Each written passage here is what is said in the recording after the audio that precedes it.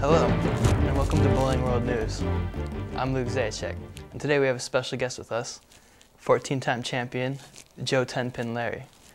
Thank you for taking time out of your busy bowling schedule to be with us today. It's really good to be here.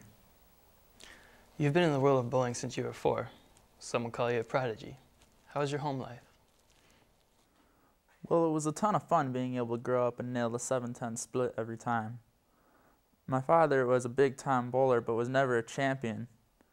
He loved that I liked to bowl, and he'd take me to the bowling alley all the time so that I could get better and advance. It would also help that we only lived 5 to 10 minutes away from the bowling alley. The hardest spare to get is a 7-10 split, but somehow you mastered it at such a young age. How'd you come up with your technique? Well, it all happened by accident. I got distracted by something.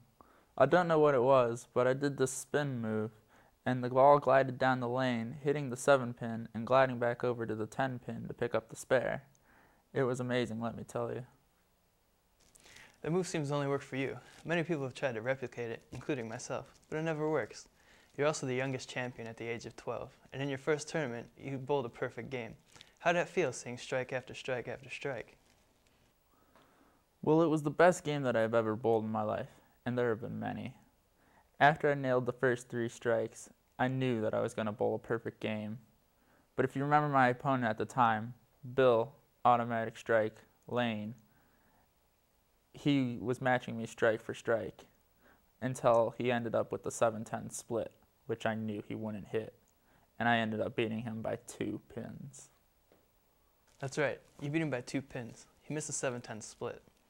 Now, at the ripe old age of 18, what do you plan on doing in the near future?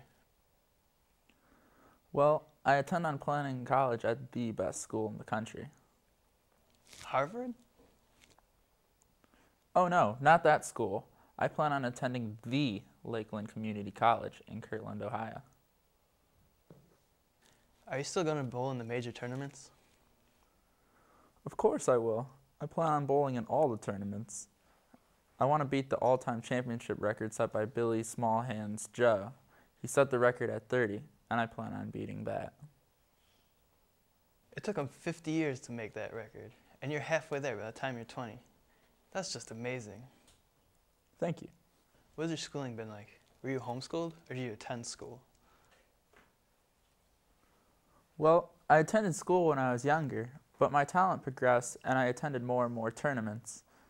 So my mother stepped in and homeschooled me.